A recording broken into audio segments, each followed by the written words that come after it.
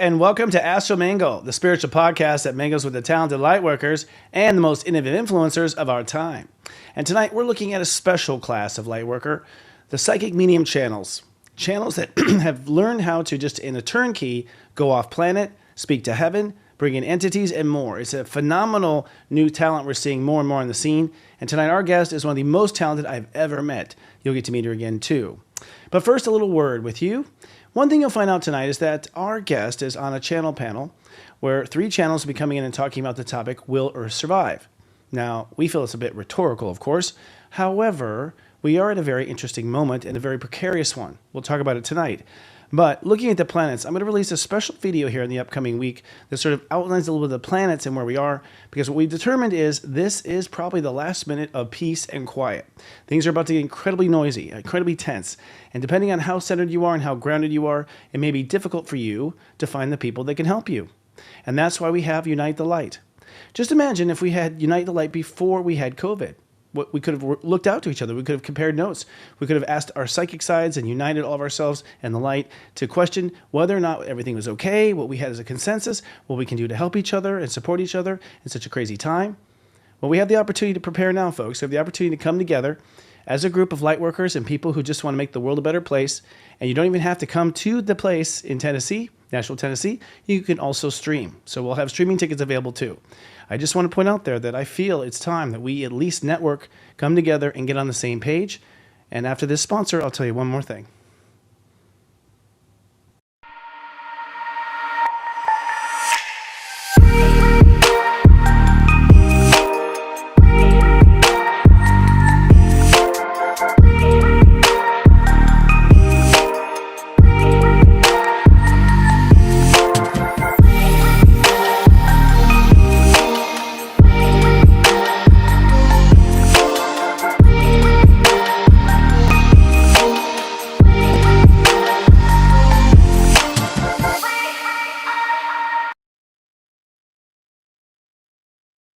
The world is starting to catch on to human design.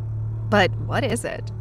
Through combining astrology, the I Ching, the Vedic chakra system, and the Kabbalah, human design provides you with action-oriented strategies to align with your unique energy. Are you tired of the same old thing? Register today to get a code for 25% off a human design report or a free report with the purchase of a session. Welcome to the rest of your life. Welcome.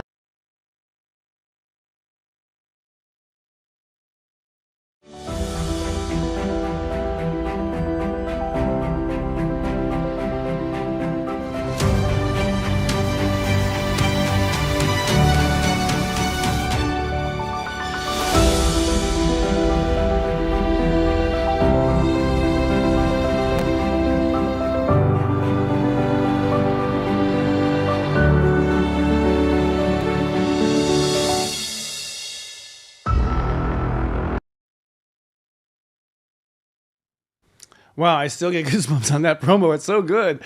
Our guest tonight is Wendy Kennedy. She's a prominent channel and spiritual teacher. She's used her gifts and abilities to communicate with higher dimensional beings for the last 29 years, assisting others in recognizing and releasing their patterns and limiting beliefs to create the foundation for a life filled with greater health, abundance, love, and joy.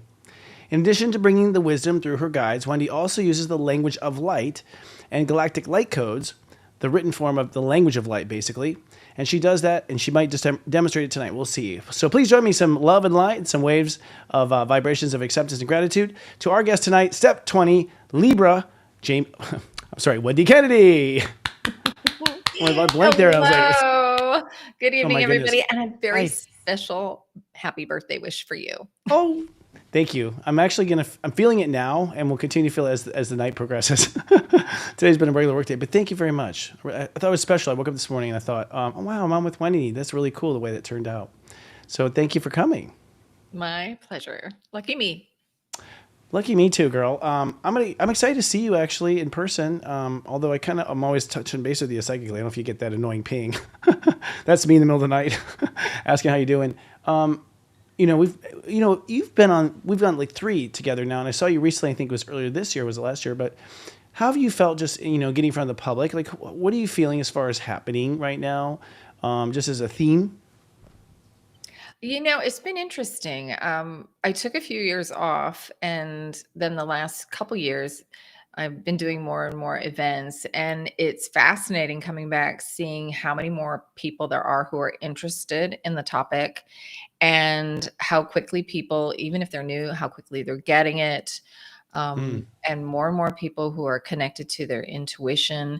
It just seems like everything is at an accelerated pace, and we can have deeper conversations than we've been able to have in the past. And so that's really exciting to see.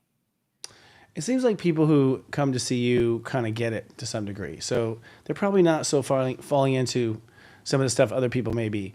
Do you find that, for instance, that they are all ages new people, or is it younger generations new people, or is it people that have seen the light recently? I think as a demographic, they tend to be a little bit older, Hmm. and we'll have some younger audience members, but for the most part, they're a little older. We've seen more men over the last few years. It was very female dominated in the early days. I think Yeah. women were more in touch with their intuition, at Mm. least openly. And so we saw a lot more women in the audience, and that has definitely shifted. And a lot of people who are just coming to the party. Mm. Some people have been with me for a very long time, and then some people say, "Oh, I just found you." We've been binge watching, and just they're catching up very quickly. That's what I mean. There's kind of an accelerated pace that people are at. That's interesting. Yeah. And it's interesting that it's older because I'm seeing, like with human design, excuse me, younger. The different modalities are attracting different age groups. That's one of the reasons I asked. And the male thing too is definitely happening. Whereas the girlfriend used to force the guy to come, he now actually has questions and stuff. Yeah, Yeah. it was the drag along. Have you ever done, so we're going to be on a panel next week. You'll be on the panel. I'll be moderating actually. And thank you for coming and bringing your grace here. I'm very grateful. But I'm also very excited because this is actually a topic that actually you get credit for. Every time I hear you speak, you talk about the frequency wars that are around the corner. It's a Pleiadian term, I assume, or is that something that you coined? The Pleiadians gave it to me. They said in the future, that's what this time period is referred to as, Oh, from 2019 to 2026. ah, interesting. In the future. So we're at the edge of the future? Yes. Another couple You're just years. almost over shit. Yeah. Okay, I see their clues. And I'm just curious too, and I'm wondering why the word wars? Do they see it still as a wars and we see a war, or is that the best way to communicate to us because that's what we understand? Have they ever talked about that? Well, we understand that, and it's a technological war. It's a Uh, psychological war, not necessarily bombs and nuclear war, that kind of thing that we think of traditionally with war, but it's more psychological and working with subtle energies. So there is a vying for control over the frequencies of our thoughts, our emotions, and our physical body. So it's a little different. And if you look back to the last war we had, the last World War, uh, mm, they were thinking about these things. How can we, um, shift the psyche of the enemy? How can we make them yeah. themselves or make things difficult? Or that's a lot of that really started and has progressed to a very sophisticated point. Yeah, I guess my innocent heart just doesn't like the fact that someone would be that mean. Like that it's to them it's a war, and that just brings up a certain like anger or brings up a certain spite or prejudice.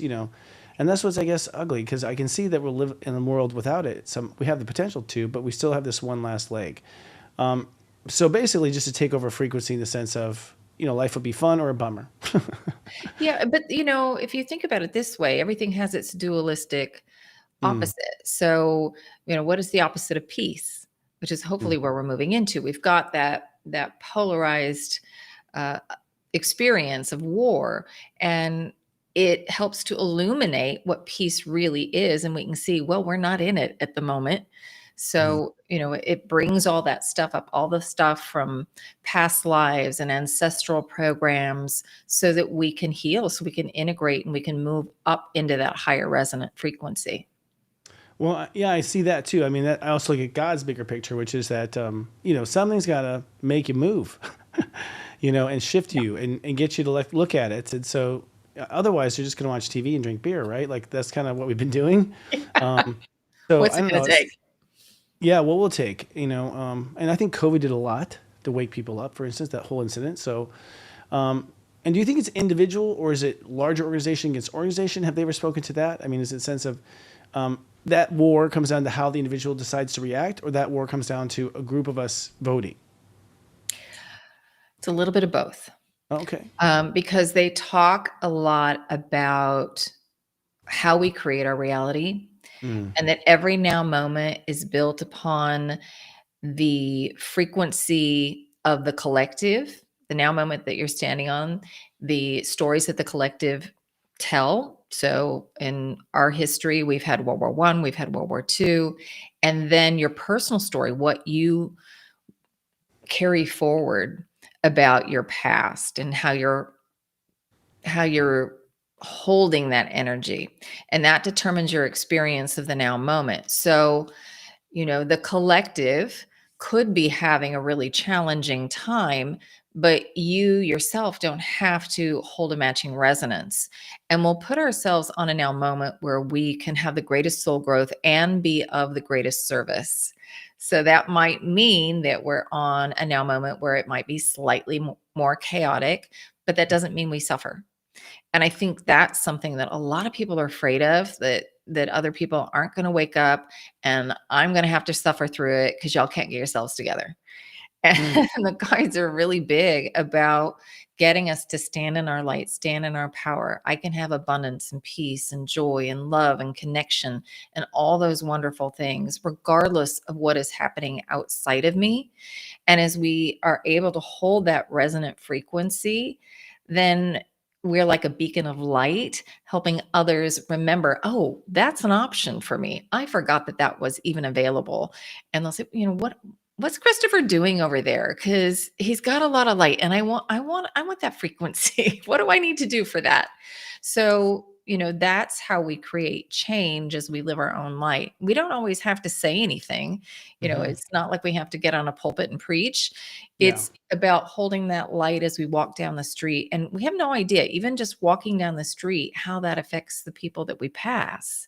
Yeah. So, they always keep us coming back, the guides, to paying attention to what is happening internally and where you want to be, the frequencies you want to hold, and coming back to it again and again and again and again. Even when we drop out, we come back. Yes, and I have to say I agree completely. And I haven't talked about that very often, but I felt like, with Unite the Light, I'll talk about it this next week. But the way to win this war, if we're going to call it that, is to go in the corner of the classroom and start laughing furiously and looking over his shoulder. It was like, oh, too bad you can't come in. Like, I think at the end of the day, every inner child wants to play and wants to be happy. And so it's kind of infectious. It's really hard to ignore the joy of someone. It's really hard to ignore that they're really, really feeling good. It's like the when Harry met Sally scene where she's like, I'll have what she's having. Exactly. The orgasm in the restaurant, and the woman was like, I want one, basically. So I agree, completely agree. And that's really raising the vibe. And I think people they just don't realize the math of how powerful it is, even though it seems so simple. I've noticed. Because I think we're so conditioned to think about what we have to do that we Mm. forget about our state of being. And when we Mm. work on our state of being, then everything around us and everything that we experience is a reflection of that. And it is so infectious for other people because, we naturally want to gravitate to the higher frequencies. It takes a lot of energy to resist moving back to our natural state. Mm. Mm. To resist the temptation to laugh or play or sing and all those great things, right? Yeah. That's wonderful. Yeah, true. So we will have you in a panel. It's not our terms, but it's what's happening. And we have 3 channels there. We have you, of course, who will be working with the Pleiadians. We have Rob Gauthier, who is going to help us channel Archangel Metatron, or she's going to channel him. We're not going to channel him. He will. And Krista Marie Miller, who channels Marie Magdalene, which to me is just a compelling idea. As I've begun to meet all of you, you're all so incredibly talented. I mean, incredibly. Like, I remember in the 70s, kind of go with my mom and dad to go see channels. And it was, as a kid, it's like, you know, now it's just, you feel the energy, the being you're channeling and everything. So we're going to have you channel all at once and talk about this topic, will Earth survive? Which I think the Pleiadians brought up the conversation. They deserve to give credit for that. Have you ever been on a panel where or everyone's channeling at the same time? Yes, I love Okay, that. great. Oh, you love it. So tell me about it. Like, it's a boy's curiosity that we have it. What's the difference? And do the Pleiadians, like, they can talk to Metatron without, this, right? So it's not like they're getting access. They might be in communication all the time. But what's it like for you, and how is it different? Well, let me say this about them. Sometimes, they won't necessarily know that other guy that somebody else is bringing in. And so they get to meet other beings as Wow. well. So it's kind of an introduction for them. And it's a very cool experience. It's always different depending on, the guides that are coming in. But usually there's a tremendous amount of energy. And, while somebody might be channeling, I'll be hearing what they're saying, but then my guides are also giving me additional information in that moment. So it's very interesting. And from a technical standpoint, I maybe just be sitting there receiving, and then when it's their turn to speak, there's this massive push of energy that comes. It's like, oh, that's us. And so Oh, it's, got you. They're all getting up to the microphone, so to speak. Wendy, you yeah, hear this? yeah, it's our turn. Mhm. Here it Yeah. comes. So it's really fun that way, but again, there's just so much energy, and then so many downloads and transmissions that are coming from everybody's guides, and just to receive all that and hear it, and the guides are kind of filling in some of the blanks. Mm. If somebody else is channeling it, I'm like, well, how does that work? And they'll give me the information in that moment. Interesting. Yeah, I mean, you've got conversations going on with your peeps. It's going between you and them and you, then you and the audience, and all of our higher selves. Nagging you. Like, it's a lot.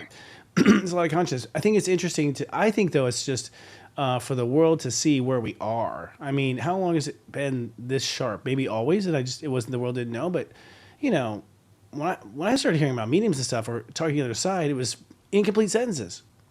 And now it's full on Yeah. conversation, and you feel their presence. It's like we don't have to doubt heaven or anything at this point. And you can see that each of these channels is brilliant. And they'll switch entities, and there'll be a different personality on the fly. Has it always been this clear, or is that just my perception? No, I think it's the veil. We're closer to that Mm. breakthrough point, and we're far more sensitive to the subtle energy now, so we can read and interpret some of the carrier waves of information that's coming along with the words that are coming through. Yeah. So it feels much clearer to us. And it was much denser. I mean, when I started 30 years ago, um, it it was much heavier, and it was much more difficult to bring the information through. It felt like it took, in some ways, a lot more focus. Mm. Um, Mhm. but I think today it's just much easier because we're so much closer to the fifth dimensional level. Mm. It's better. I mean, I feel like I just keep getting better and better as a mystic and a psychic. It just keeps getting sharper and sharper. And I assume it's both me eager to learn, but also that just I guess the crap's being pulled out of the atmosphere kind of thing. I definitely feel that. Do the Pleiadians ever, start to fill you in on a topic ahead of time, or do you not know what they're going to say until they arrive? They'll give me kind of a little outline a lot of times, not always. Sometimes I wish they would give me more. I've been at places where I'm getting ready to do an event, and I'm like, "Can I have a little more, please?" Guys. And they're like, Yeah. "No, you just have to be present." Mm. But yeah, a lot of times, especially if it's new information, something I haven't heard before, because my brain will get very active, and Mm. I want to know about stuff, and that can pull me out a little bit. Right. So their signal starts to go up.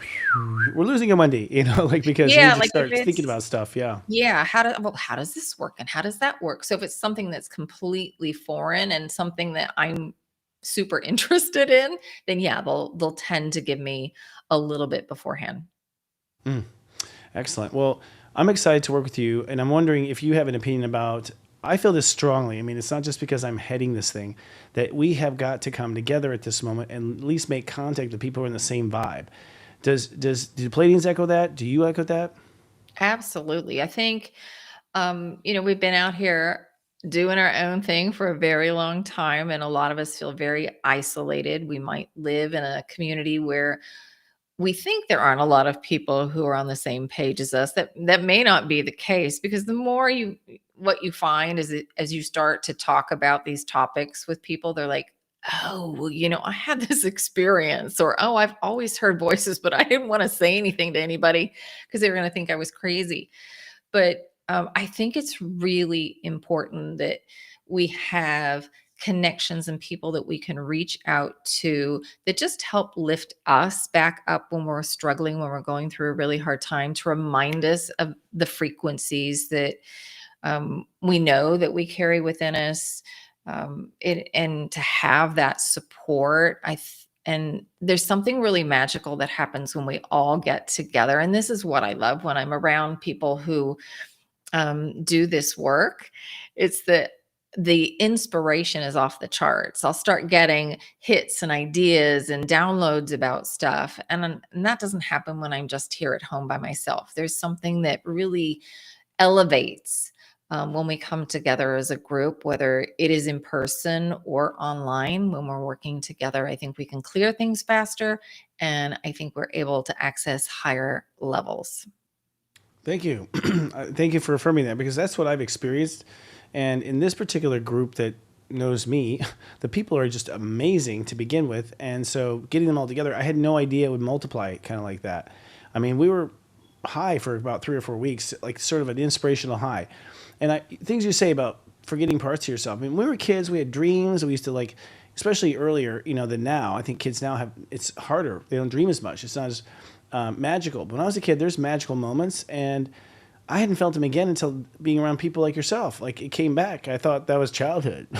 You know what I mean? But those vibrations live within us, and they do become reawakened. Everyone that went to Unite the Light the first year all reported back sort of awakening themselves, like kind of leveling up a step. So thank you. Yeah. And I've been feeling this getting more intense with each event I go to. I don't know if I'm feeling the ascension. Have you noticed that rise? Yeah. Like I said, I think people are just more aware, and it just makes accessing higher information much easier. Yeah. Yeah. I mean, even the times I've seen you, the first couple of times, there's a lot of just stuff I had to get rid of, but each time I'm lighter, feel better. So it's interesting. I think we compare each other too. I think each other's vibration, Yeah. Yeah. It's nice to not be lonely in that sense.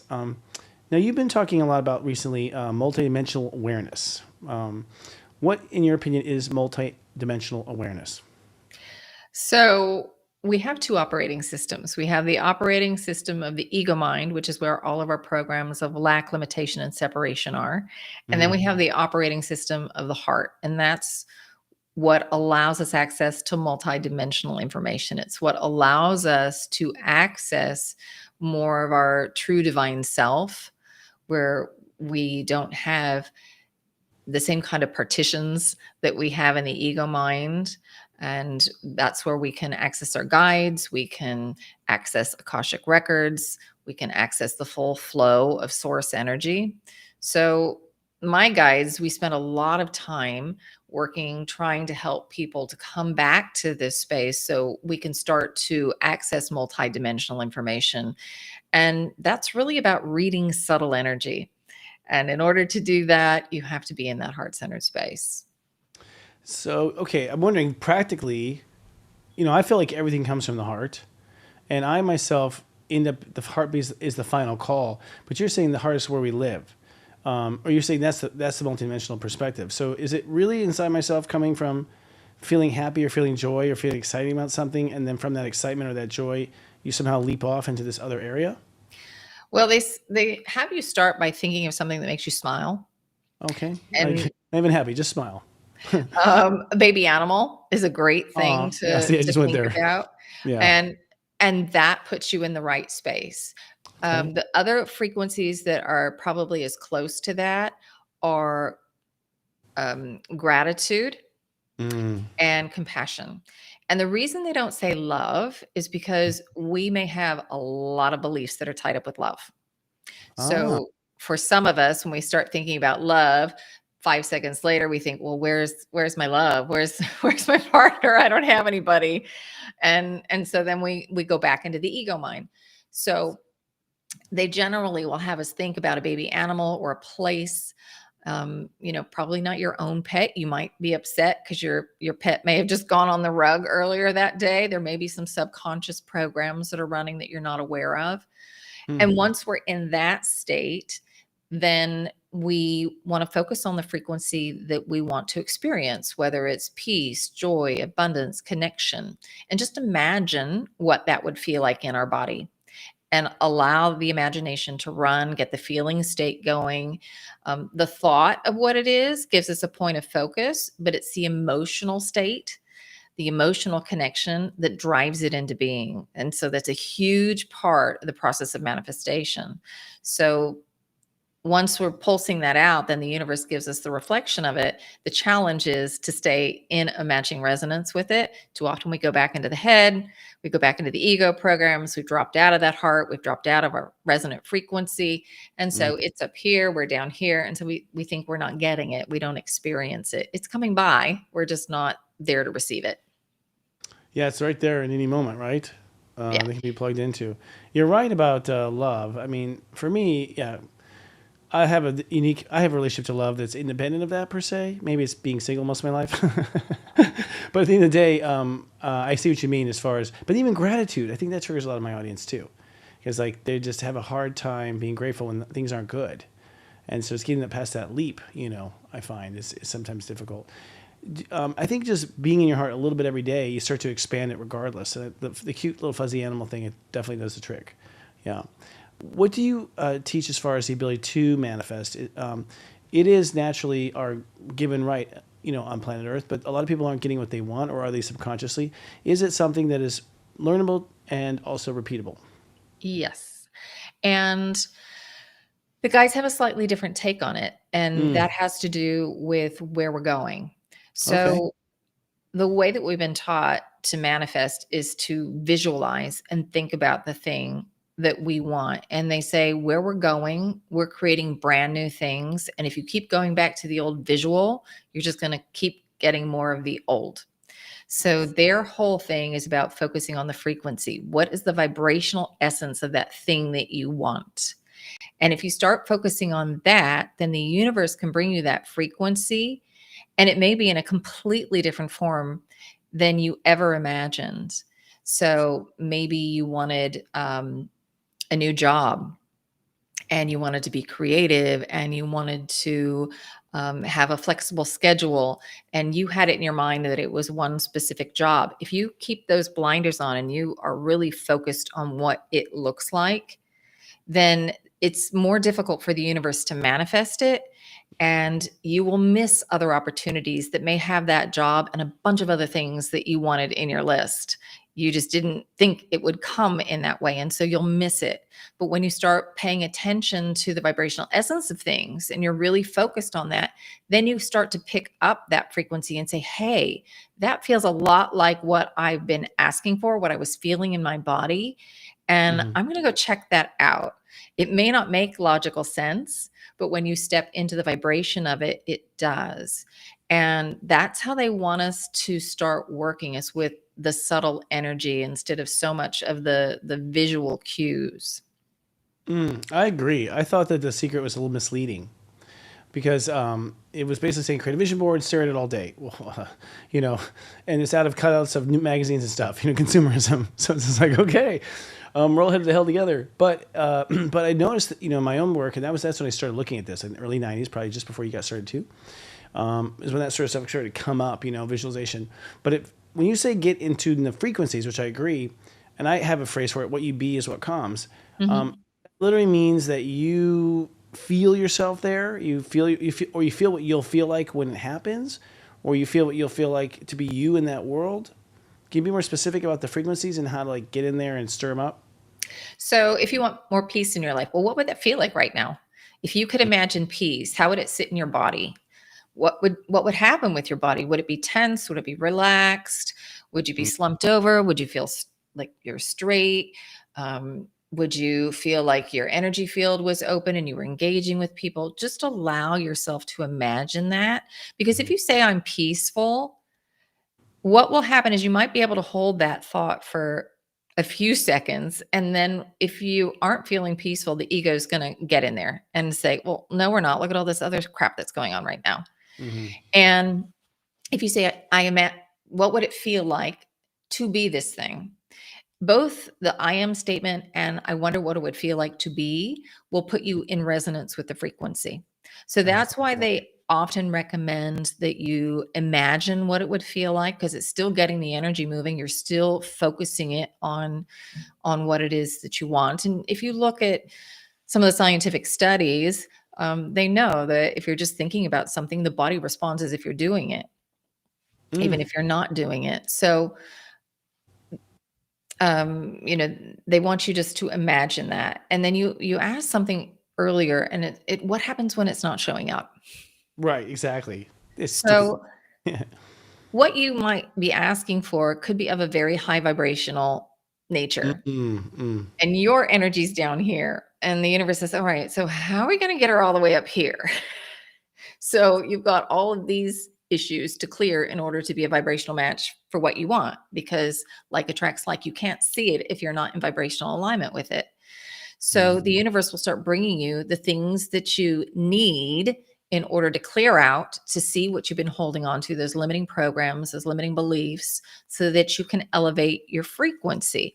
So the guides always say, if what you are asking for isn't showing up, pay attention to what is, because whatever is showing up for you right now is the most important thing for you right now. Interesting. That's very interesting. So probably something you have to clear. If it's negative, I assume you have to clear it. If it's hurting you, you have to heal it. So it's an obvious response to whatever it is. Yeah. Yeah. And sometimes we have beliefs tied together. Mm. Maybe we want to have a lot of money. Mm-hmm. We're asking for more abundance. But in our belief system, we think that only greedy people have money. Mm-hmm. So even though we might be asking for that thing, there's another belief that in the hierarchy of needs is more important, and that's not being a greedy person. Mm-hmm. So that might start coming up. You might start seeing greedy people everywhere, or you might notice that that's a belief in the family, and you're never going to be able to have that until you integrate it. Or maybe you want to speak on stage, but you've got a lot of past life stuff, things that you brought in from early childhood where it's not safe to be seen. In the hierarchy of needs, safety comes first more than you having that job on stage. So there may be something else that gets triggered in you and activated, and that's what keeps showing up, so that you can let go of that and then elevate yourself. Mm-hmm. That's really smart. So basically go for it and see what happens. Pretty much. And see what shows up. It shows up. Yeah, I'm always surprised. I'll tell you, when you were speaking earlier, I've known to detach. I was a Buddhist, a practicing Buddhist. I still feel like I am in many lives. I'm a Buddhist still. But, we would be detached from the outcome. Now, what that did was kind of put me in the sector of like, I don't know what it looks like. I don't know what it feels like, but I know it's there, and I was always surprised to get what I wanted in such a more incredible way than I would have ever imagined on a vision board, surprising me, delighting me of how personalized it was, yet I hadn't thought about it. Especially I really tried to manifest one time. It's like it had so many details in that manifestation that I forgot about as a kid that I wanted. A lot of me, so it's kind of a game. Like if you really hit the signature correctly, you really are just in awe of the universe responding to you in a magical way. Yeah. And that's exactly it. That's what they're saying. That there's some little bonus gifts in there, things that you wanted. You might not have been focusing on it right now, but the universe knows that you wanted it, and it says, "Well, we can tick all these boxes if put this in front of them." It seems like the universe wants to work efficiently. Like, just so you don't do this again, here, everything else you wanted. What do the Pleiadians say about the relationship between our thoughts and our feelings, and how they affect reality? It seems like, well, you tell me. Everything. They're everything. Mm-hmm. That's what your reality is generated from Mm-hmm. the thoughts that you're holding and the feeling states. We have a layer within our own energetic field of past life records, ancestral programs. Wow. And as we're going throughout our day here, anything that's in resonance with whatever frequency we're holding, especially if it's a fear program, that's when we tend to notice. Maybe we're having persecution issues come up. Maybe in another lifetime you were persecuted for your beliefs. Or maybe you're just feeling judged for something. Maybe it's not even as strong as persecution. So as you kind of strike that chord, that note within your own energetic field, any other place where that frequency exists that hasn't been integrated begins to vibrate. And so now it's increasing the amplitude, the volume is being turned up. So in your life, you might have a very strong emotional response to something. So if you look at it objectively, you would think that your emotional response on a scale of 1 to 10 might be a 2 or a 3, but your response is more like a 7 or an 8. Is a really good indication that there is either something that you're holding over from earlier in your life, a past life, or ancestral programming that is amplifying that. So as you come back into a neutral position with that, you're not judging it as being good, bad, right, or wrong. As you come back into alignment, then those records go back into their neutral position. And that's really what we're trying to do. We're trying to get everything back into a neutral position. That's what allows us to have the full force of source energy flow through our body. The moment we go into judgment, we say, "Ooh, I don't like this thing. I want to be separate from this thing." We cut off half of source energy because we want to be separate from it. So what we're trying to do right now is to bring ourselves back into wholeness. And, you're talking about being unattached. That's what allows us to have that full force of source energy to run through. That's well said, because first of all, I agree. Just studying astrology, past lives, and charts, it's like something pisses you off, like stupid fly, and you just, at that point, you've created this like, get away from me. So you literally have this reaction that wants to push it away, push the experience away, and at that moment, you sort of just a tiny little like, fractional cut between you and source, right? A paper cut almost. And all these different times in your life when you were unhappy with this and unhappy with that, and I guess you stay stuck on that sort of discontentment. And those discontentments come lifetime after lifetime in you. They keep the memories of those come with you, and you show that. So it seems like most of the work I do is like to let it go, get over it. Don't be so upset about it anymore. But also sometimes I think you also have intentions like I wish I had 100 wives. Be careful. It's like where people have this strong wish for stuff, and those also are us attached to reality. Those also are us are stuck here and being disappointed because we're not meeting that intention. So it kind of goes down to, at the end of the day, being neutral about everything. Yeah, it's accepting of everything. Okay. And it's not that you need to lend your energy to something, because there's some really heinous things going on in the world. But, without the dark, you can't have light. It's a dualistic universe. Right. And as we have duality, it helps us to really understand, have something to compare and contrast, in order to understand an experience. And I think a lot of people, where they get stuck in the process of manifestation is, they really want something, they're attached to it. And what's underneath that is an aversion to having a negative consequence. Yes. And until you recognize that, you are going to stay in a loop of manifestation with the judgment, the thing that you want to avoid, until you can recognize, oh, I've been trying to push this away. It doesn't mean that you have to, endorse it or give your energy to it. It's a valid vibrational exploration of frequency. And when you come to that recognition that all things are source energy, including that thing that you don't like, then you can acknowledge it, allow it to be. It then takes its rightful position as part of the whole. And then you can start flowing the full force of source again. Really well said. Again, I think Chiron Return taught me that it's like, oh my God, everything I've been choosing has been to not go this way. So my choices were to not, it was this so I wouldn't do this so I wouldn't do that. And so once you get rid of that, what you're afraid of, then you're suddenly like, wait a second, have I been making authentic choices this whole time? No, I haven't. I haven't really been asking for what I want. I was asking for something that wasn't what I didn't want. Yeah, it's an inside out weird kind of spell thing, and it spins energy up for sure. I think we do that a lot. Yeah. Oh yeah, we avoid pain. Whatever we conceive, and the brain goes fast on that. I mean, when I give a reading, I always recorded my readings because people will be like, "I never remember you talking about this." And it's like your brain ignored it that well. Like and I tell them, listen for it. You'll hear the stuff you didn't listen to, whatever you didn't remember hearing. That's something your brain somehow distracted you, and avoided it altogether. It's really amazing, especially if you know what the topic is and you hear like Jesus. You know the consequences of it. You can see why, but the mind will like really quickly move on to its own path. Yeah. One last question, then we're going to take a little break and come back and maybe talk to Pleiadians. It comes with this recent, I don't know about you, but I've definitely seen since Pluto in Aquarius, the rise of Atlantis, Lemuria as topics, and ancient Egypt. Are you seeing in your own work too this awakening or coming into more collective conscious these three topics? Oh yes. Actually, I just came back from Maui. And every time I go, I have a big upgrade. And I was in Egypt in October of last year, and I was there with some friends from Maui, Native Hawaiians, and they were telling me some stories that were in their oral tradition about temples that were there in Hawaii, and they face Egypt because in their oral traditions, there were people, ancestors came from there.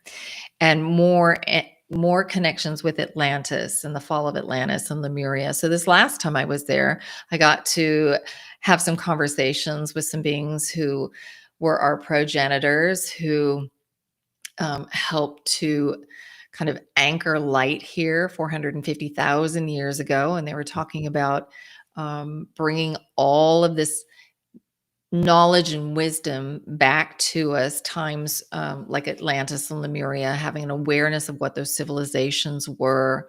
And so I'll be doing that back next April. I'll be going back to Hawaii and talking more about this. And I didn't have a huge connection with Lemuria. I had very deep and very strong memories of being in Atlantis, but Lemuria was kind of on the fringe. And last year, I was at the Lemurian Life Expo, and the Lemurian Council started talking to me, and they gave me a full book. Wow! Like, okay. So, wow. I was like, I finished the channeling.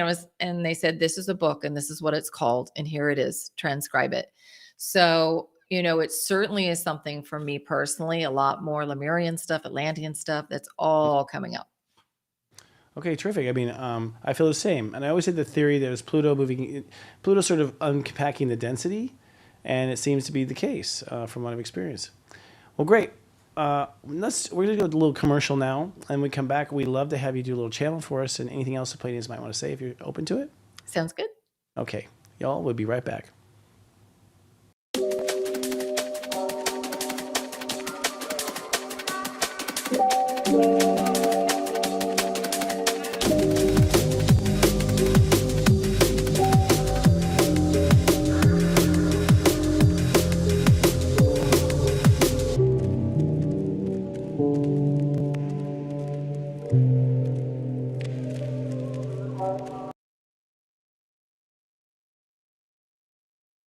We were told the world works a certain way.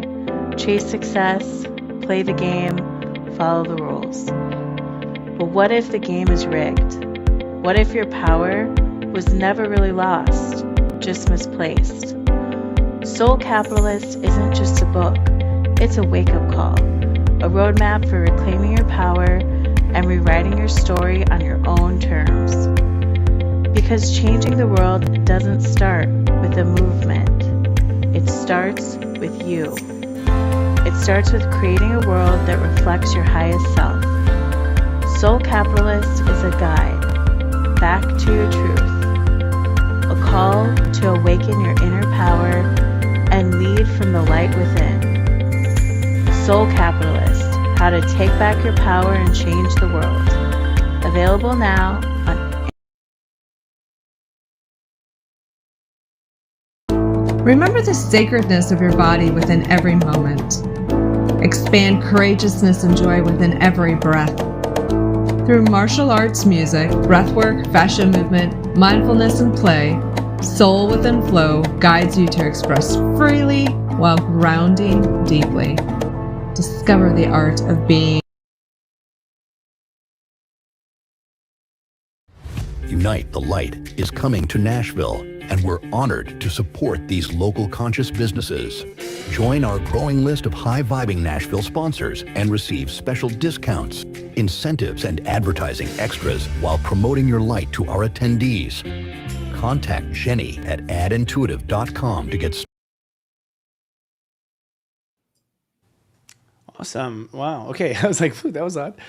Thank you. We're back here with Wendy Kennedy. She's a channel to the Pleiadian species, and I think has dialed into others as well through life. I'm not surprised, but you've honed in on this particular one as your forte. Is that the way it works? Well, I actually personally work with a lot of different beings. Okay. From different star systems, but the Pleiadians always take point when I work with other people. So, but there are Syrians who always give me the meditations that I do. Lyrans, Arcturans, Cassiopeians, they're all around. That's what I thought. Yeah, I just didn't know how much credit, but the Pleiadians seem to like really like you, and you work so well because the vibration comes through. I know there's like a line on the side of heaven, like it's like if we went to heaven, there's like a phone booth, and everyone's just waiting in line to talk to Candy. And energetically, so tell us just real quickly, how does it work for you inside? For those who might be, stumbling upon what you do. I notice there's a lot of young people now believing that they're channeling and practicing channeling and starting to go down and follow your footsteps, probably more than you've ever seen in your life. What is the process like generically inside oneself as it happens? So it's actually pretty simple. It's not complicated. It's really about putting yourself in your heart center. That's the first step, because again, you can access higher frequencies through that operating system of the mind. So you have to be in the heart. So you start by thinking of something that makes you smile, make sure you're grounded, imagine connecting with Mother Earth, and then ask your question and listen. And it can seem like your imagination when you first start, but the thing is, the more you work with it, the more you're going to recognize that your imagination actually feels really flat in comparison. Because you might say the words, "It's a nice day," but you know that it's 70 degrees, the birds are chirping, the grass is green. There's so much more data and information that's there that than just the words that come out. And that's usually a really good indicator that you're tapping into higher information. That's an excellent point. So if there's a knowing and there's extra information on top of it that isn't even spoken. I mean, psychic awareness is I don't know how to describe it, but there's extra data that's not in the actual message, the word itself. Yeah, it feels different. Yeah, it does feel different. It feels richer and a little bit. I don't channel, but I'm psychic, and it feels like I don't know how to describe it. You're a little bit asleep. Like the part of you is a little checked out. Part of you is like not there as it comes through. I don't know how to describe it. You know better. It's kind of like a lucid dream for me. That's kind of how I describe it. I'm aware that it's happening. I'm conscious. I'm here, but I'm kind of not here. So Yeah, it's the same way. It reminded me of when I was a kid, and I would just find myself staring out the window and being nowhere. And that sort of you're not thinking about anything. Your mom would be like, "What are you thinking about?" Nothing. You know what I mean? But it's true, I wasn't. So I feel like it's that sort of feeling. Well, that said, we'd love to say hi to them. Anything else they want to share with us. So thank you for doing this. My pleasure. So for those who haven't experienced them, just a little bit about who they are. They are a group of about 2,600 beings of light. They don't have physical form, and they don't really incarnate to a planetary body the way that we do. Instead, they align their energies with the blueprint of a star, Alcyone, in the Pleiades star system. And it's a repository of knowledge. The star is like a library. And so part of their blueprint is to be record keepers, to kind of oversee some of that. They're keepers of frequency. And they're here to help us so that we can take stewardship of this planet, to help us remember our own records, and to help kind of guide us along the way. So I'm going to get out of the way and we'll see where we go. Oh, I should say they do work with tone and sound, which is why their dialect's different than my own. People always ask, but the other beings that I channel, they don't sound anything like them. But they are working on you vibrationally. So it's open valves where they can modulate the frequency. And in addition to getting the information, it's as if you're getting a healing. All right. So we'll see where we go. I guess hello, dears. This is the ninth dimensional Pleiadian collective, and it is a pleasure and an honor to have the opportunity to once again connect with you. So we're very excited to chat with you today. You are on the cusp of new beginnings. And sometimes the transition can feel a little scary because you're not really certain what you're going to be walking into. But having said that, just know from our vantage point as we observe what is coming your way, it's quite exciting. And over the course of the next 16 months or so, one of the things that you're going to start to do is to rewire yourselves to perceive life as a grand adventure, so that you are not getting caught in the trap of fearing what might be coming, but rather every moment is something new. Every moment is always something new, even if it is relatively similar to a previous experience. It's different by virtue of you already having had the previous moment's experience. So if you can come at life through this perspective, that it's an adventure, then you're going to be in flow a lot more. You're not going to find that you're struggling quite as much. And when you are in flow, it means you're heart-centered. It means you are present. And if you're doing that, then what you're going to find as well is that you get the hits, the awarenesses, the cues, if you will, of what you need to know or do to stay in flow, to align yourself with the things that you want to create. And life gets a lot more fun that way. So we would really invite you to shift your perspective to that of adventure. You had it as a child, the sense of adventure. Every day was new. You didn't have the entire day mapped out. Or maybe you thought about it very briefly when you went to bed or when you woke up, but then plans went right out the window the moment that your feet hit the floor, and you just ran with the day. And we want you back in that energy, that childhood desire for exploration and new, because everything was new as a child. You had a new body. You'd never been in this body before. You'd never had experiences in this body before. Yes, you may have come to Earth 1,000 times, but it's different with every body and every setup. So have fun, dear ones. This is an exciting time, and don't get locked into the ideas or bogged down with some of the heaviness of the details. How am I going to get it done? How am I going to heal? How am I going to let go of this? How am I going to let go of that? Just keep coming back to the present moment. The process of ascension is very, very simple, but the mind makes it very complicated. There are only two things you must do.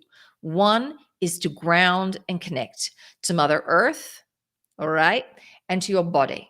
Some of you are quite sensitive and you say, oh, I'm not sure I want to connect with this body. There's a lot that's going on here. There are a lot of feelings, a lot of emotions, and I don't know if I like them or not. And so you have to make sure you're grounded. That will also allow you to have more fun and to release some of that heaviness. So ground and connect. The other thing you must do is to be heart-centered or present. If you're present, you're heart-centered. If you're heart-centered, you're present. That's it. If you do those two things, everything else takes care of itself. All right, that's our 2 cents here. So, Wow, that was like 10 cents, really. Hello, Pleiades. It's so nice to have you here. greetings, dear. I can feel your heart too whenever you connect. It's so it's joyful and fun. Are you guys just always having fun where you are? Absolutely. Why would we do anything else? I concur. And you know what? I love your example of getting that space. So it reminds me sort of like when I was a kid, I'd be looking forward to Christmas, or I'd be looking forward to going on a carnival, to a carnival. Or I would say when we transition into our summer break here, at least in the United States, we'd be very excited because summer's not planned out like sticky school is. And there was this thrill of you didn't know what was going to happen, right? And you're saying that that's really just sort of the state to continue to stay in order to welcome the new frequency? Absolutely. So think about it. What could you create if you stayed in this state? How much Gotcha. more exciting would life be? Oh, yeah. Well, I think we're all wanting that. I mean, that's the thing. I mean, isn't that what everyone wants? When people dream about wealth and things on Earth, I think they're dreaming about that state where they can just do anything they want at any little whim and just let their heart follow their hearts to the heart's desire. Yes. And so What we would say is do that, but then also pay attention to what's showing up. As Wendy was describing Hmm. earlier, if Hmm. what you are focused on isn't showing up, what is? Because that's what needs healing. Every single experience that you have shows you how you are expressing or suppressing your divine light. If you're having a challenge, it's showing you how you're suppressing divine light. And guess what? That also means that there's more light and more fun and more joyousness and more of an adventure to be had. So if you can shift your perspective instead of feeling victimized by the moment and see yourself as having an opportunity to have more, and it's just showing you where you may have been cutting off half of source energy, then you don't get stuck in that victimhood mindset, that you stand in your power, your creative power, and you can then put yourself back into flow and put yourself in higher alignment with those things that you choose to create for yourself in a conscious way. Yeah, I feel what you're saying, and I see what you're saying in the sense of people move to a judgment like that shouldn't happen to me. That was so. When you start judging it, it seems that's when you really close down. And you're saying stay present and go into it. Now, when you have a pain like that, where you feel hurt by someone, and you try not to think about it, which is why it's stuffed in there, how do you recommend a person deal with that in that moment? What's the best way to bring remedy to it? So we know sometimes in the moment it can be very difficult because you've been triggered if you're in the Hmm. midst of that conversation. Yeah. But make sure that you give yourself permission sometime during that day to just be with that energy, just Oh, to observe it without judgment. So, what does that energy feel like in your body? Where does it sit? Oh, I've got pain in my lower back, or my energy field feels very contracted. My muscles are tense. And what emotion is surfacing? You can give it a label. Oh, this is annoyance. That's different than frustration or anger. And what quality of thought comes with it? Is the mind active? Is it quiet? If it's active, what's going on there? And as you just observe it without judgment, the longest most of you will be able to hold onto that energy is about 45 seconds. really? If you find that you're holding on to that energy longer than that, then you're getting lost in the story of it. You are trying to project yourself to a past moment that is no longer active. You're not there, your body's here. Or you're trying to project to the future to prevent yourself from having that experience again. And again, your energy isn't there, your body's not there. You're here in this now. So you're getting lost in the story and trying to project your energy someplace else. What will happen is you will allow yourself to feel it, and it's a bit like mist. You won't be able to hold on to it. You might have to do a couple rounds. It might come back if it's a deep-seated energy. But when you do that, when you allow yourself to feel energy without any judgment, it's a vibrational lock and key that you have unlocked a doorway where that specific frequency can exit. And every other instance where you have suppressed that energy over time is also afforded the opportunity to be transmuted. So it's not just this moment. Maybe you experience that pain, that same sense of frustration when you were 4 and then 8 and then 10 and then 15. So every time you stuffed it down, it now can come up and out. Wow, So that's really interesting. You just said things that I had speculated but never heard said so articulately. So literally, by letting it come up and overtake, so the anger, the pain, whatever it is, you're just so mad every time you think about that. You're saying, go ahead and watch it. When go play, have your fun, but then when you're ready, just observe it and let it just speak to you. And you're saying if it just has its moment with you where you observe it and really consider it, then suddenly all those moments associated the same frequency, they just all sort of vapor off. correct. Wow. Because energy is meant to continue its journey, and you've just stuffed it down when you hold on to it. And when you open up and allow it to be, then it can complete its journey and it keeps going and it's transmuted. Wow. So we're keeping energy in prison, really. Shame Yes. on us. This is bad. We're keeping energy in prison when it should be able to go free and continue to change, really. Just giving ourselves a mental spin of why it needs to go. That's fascinating. And so, it seems like I've been doing just what you said for like 10 years. How long does this go on?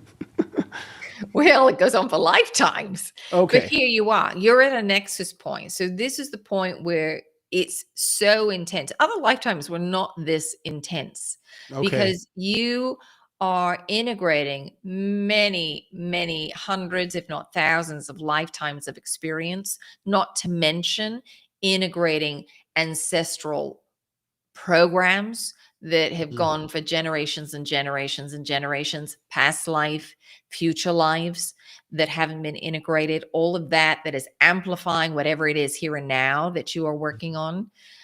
All of this is being integrated. And as you are letting go and allowing that energy to flow, that's what we call the process of integration, releasing judgment. As you're doing that, because you're holographic in nature, you are sending that how-to off to every other version of yourself that is going through that. All of your ancestral line, that information is showing up in their genetic record. And you can't control whether that aspect will actually go in and read that record. Sometimes it will. Sometimes you can change your past and your ancestral line by you clearing here and now. Your ancestor may feel that energy, and all of a sudden a solution energy is available to them where it wasn't before because you Wow. figured out how to do it. This happens all the time. But you don't think of that happening to your past because you're thinking about things progressing in a forward motion through linear time. But it doesn't work that way truly. That's just a construct of 3D. But because of all this movement and all this integration, it feels incredibly intense to you all right now. And you've got this acceleration of time, or the perception of the acceleration of time as you're getting closer to 5D. And this was meant to happen because when time speeds up, you see repeated patterns. You can see the manipulation that's been going on, the crafting that's been going on. You can see even within your own life, oh, I keep doing this again and again and again and again. 20 years ago, you might not have recognized that you had that pattern in the same way because there would be more time that passed before you created that pattern again. But now it's quite up in your face. That's everything I'm experiencing. And so you're saying that when I learned self-love, the Neanderthal is now fine. The Neanderthal of me is out somewhere in the cave and suddenly decides to feed himself or something like. Yes. You understand. And so when someone's all ascended, do all their records sort of clean up and just become perfection? Or I'm just wondering from a God's eye point of view. It's not that they quote unquote clean up. It's you have access to all that is. You are all that is. But you partition off your awareness of that. And so you will limit the records that you want to access in order to give yourself structure, a blueprint, a repository of information to pull from for this particular setup of the game. So it's not that things are wiped clean. It's that you might choose to work with a different repository of knowledge or records. Right. I just get bored with that and move on, basically, or move on to what's most interesting there. Yes. There is a progress, though, in the other side. When we let go of this incarnation of ourselves, that part of ourselves, I guess the oversoul, I'm not sure what term you use, that part is becoming more wise, is it not? It's becoming more intelligent. Well, every experience of every soul that is part of that oversoul through virtue of exploration is, yes, helping that oversoul to know itself, just as every oversoul is helping source to know itself, to have vibrational experiences that are dualistic in nature, that provide contrast so that you can understand something at the very subtlest of levels. And so, I mean, we above this form that we have on Earth, that's not necessarily oversoul. I'm just trying to get the architecture down a little bit. It's a different version, like the soul itself. So you've got the higher self. Well, let's start there. So that is you. You are the higher self having this experience. And then the higher selves go up to the oversoul. Now, the oversoul generally works at the 9th dimensional level and up. For us, we perceive the way that we talk about it, there are 12 dimensions. The 12 combine to form the one, which is source, all that is. Now, you'll hear people give different numbers. It's because they might divvy up the dimensional ranges in a slightly different way. You might hear 144. So for us, the way that we talk about it, there are 12 dimensions. And so the oversoul generally resides and has experiences from that ninth dimensional level and up. Okay. And so there's a oneness amongst you. There's a oneness amongst you. Okay, touche. But I just mean in the sense of there's no sense of personal identity in the ninth dimension where you are, or there isn't at the same time. Where we're at, we perceive ourselves more as a collective. We work in harmony. So when Wendy describes who we are, she says we're about 2,600 beings of light. It varies, it changes depending on when you're connecting with us. There are souls that will come and go, and some say, "Oh, I'm going to go explore this aspect now." But yes, we have an awareness that we are one with all that is, but we can at any given moment perceive ourselves as more of an individuated consciousness if we wanted to, but we tend to perceive ourselves more as, how can we explain it? You've got a toe, but you don't necessarily think of yourself as a toe. You think of yourself as a body, having a whole body, not just the toe, but you could. There is a part of you that is the toe. Especially if I stub it. So it's kind of like almost like a family of people represent a certain, way of behaving and way of laughing, and they kind of all are very so similar, and they all kind of overlap. And together, sometimes you have like a cauliflower of talent, all coming from this lineage or family. In that regard, yes, we have a common mission, a common energy, a common frequency that we want to hold, that we want to align ourselves with. Yes. And that is your entire race, or that is a fraction of your race? Do you sort of start in communities of 2,500, or? Well, when you talk about race, that is more of a physicalized being. Yes. All right. We're beings of light. We're beyond that. So we don't have physical structures in that way. But having said that, the Pleiades, the star system itself, is incredibly vast, and it's an open cluster of stars. About 750 is what we categorize as being part of that system, and it is varied with different species, with different levels of consciousness. It is highly, highly, highly developed and at its beginning stages. And the reason we say that is because time is an illusion. So what you think might be several million years ago from your linear perspective, which may have been the early days in the Pleiades star system, is going on concurrently. So in some ways, the Pleiades star system is still in its infancy stages, and in some ways it is exceptionally advanced. It could be 1 billion years in the future. Well, I didn't realize there's so many stars, and that leads me to really our topic with the light code, the galactic light code language. What is that? Obviously, from being light beings, it's your work or something you learned over time. But what is it, and how does it affect us as humans? Well, it's source language, and all life in the universe understands it because it speaks directly to you, the divine being of light, having this physical experience. And it is comprised of light, sound, sacred geometry, and information. So it's multi-leveled, multi-layered. And as you hear it, there is a part of you that understands it. The mind can't engage with it because the mind doesn't really understand it. So it bypasses the mind, but you are reminded of an energy, a frequency, and then you can reorganize your energetic field to match it. So think about somebody asking you to sing the note of C. Most of you do not have perfect pitch. So it's very, very difficult for you to just simply reproduce that note. But if somebody strikes that note on the piano and they say, sing this note, you say, oh, okay, no problem. I'll reproduce that. I can generate that.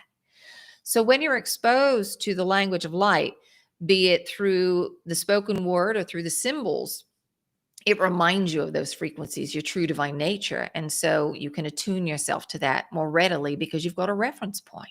That's how it works. A very essence point, it sounds like.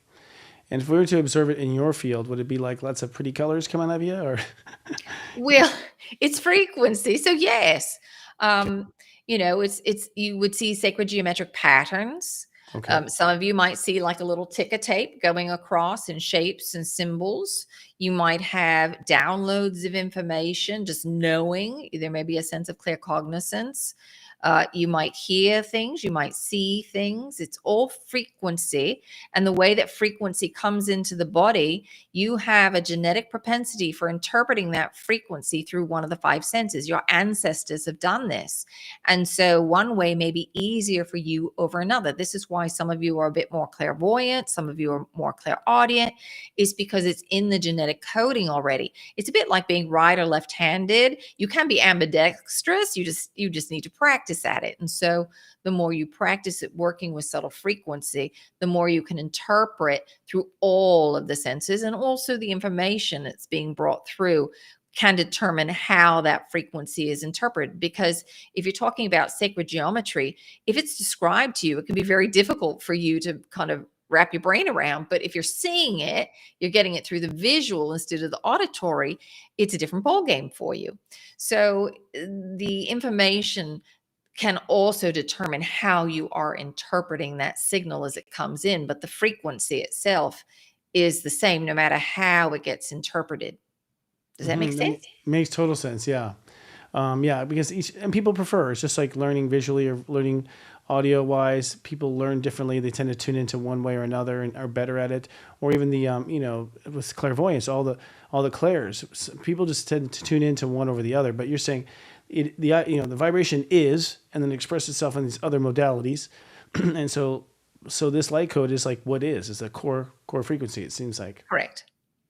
And you'll hear different species when they communicate. And even when we work here, you'll find that it will shift, it will change. It's because other beings are braiding their energy together. So their frequency is coming in, their story is coming in, their how-to is coming in and being deposited. And so the frequency will shift slightly, but it's the same. It would be a bit like hearing English spoken in the United States or the UK or Australia, Ireland. It sounds different. Scotland, that may be a little harder for some of you to understand, but you still get the gist of it. But you all understand it's still English. All right. But there's a different frequency that's encoded. The cultures of your societies, the energies in that culture are translated into the sound as it is produced. Sounds that are missing, that can show you the energies that sometimes are repressed. Sounds that dominate. It may be too much energies going out, or it may be something that is valued highly in the culture. And so there's emphasis put on a particular frequency as it's pronounced. So sound is incredibly interesting for you all to study, and also incredibly powerful when you understand how it really works. We'd love to know more about sound. We're almost out of time, and I was just wondering if you all were felt the courtesy of giving us a little encoded light bath. Yes. So we know some of you are feeling a little lost. So we want to help you to have a little clarity of purpose, but also in seeing yourselves in a new light, re-envisioning, reimagining, reinventing yourselves, because you are creating something brand new as a society. And we know right now it can feel in some ways like, oh, here we go, more of the old stuff, more war, more challenge.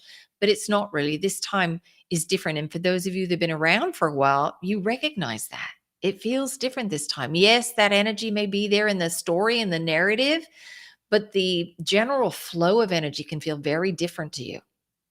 So we want to offer you an activation that's going to help you to stay aligned with what it is that you want to create and being the generator of that reality, as opposed to reacting to the stories that are being sold to you. We want you to own your power.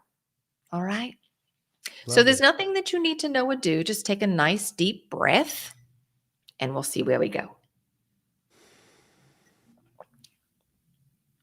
Ishikotor, Midibijaka ita ar Midibijaka patakata, hasa ar Midibijata ar Midibijaka Bedibijaka, hasa or Midibijaka Bedibijaka patakata, hasa or Midibijaka patakati, hisa an Bedibijaka Bedibijaka tata ar Bedibijaka patakata, ala manamiri Bedibijaka patakata, hasa ar Bedibijaka patakata, ata ar Bedibijaka patakata, hisa tata Bedibijaka patakata, Bedibijaka patakata, Bedibijaka dur Bedibijaka patakata, hasa am Bedibijaka ar Ithana katiri imana katare. Hasa ore imakara oru imarashkata Bedibijaka patakata, hasa ar Bedibijaka ar Bedibijaka patakata. Take a nice deep breath. It's or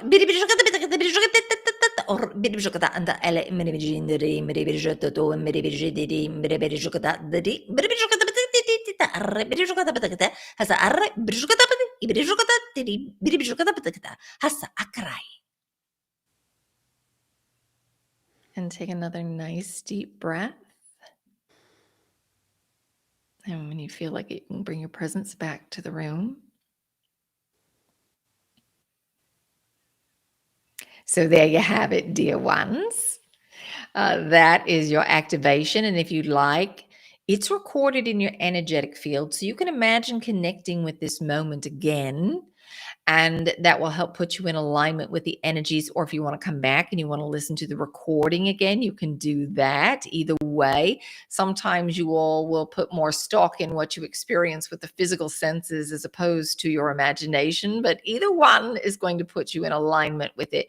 And the reason we recommend that you do this several times a day for several days in a row is that you become aware of the subtle energy. So that as you start to hold that, you start to emanate it, you can see it as it's reflected back to you in your reality. Even though the form may not be what the ego might expect, you recognize the subtle energy and you step out to greet it. Thank you. You're very welcome. So we'll leave you with a parting wish, shall we say. We want you to know how remarkable and special you all are.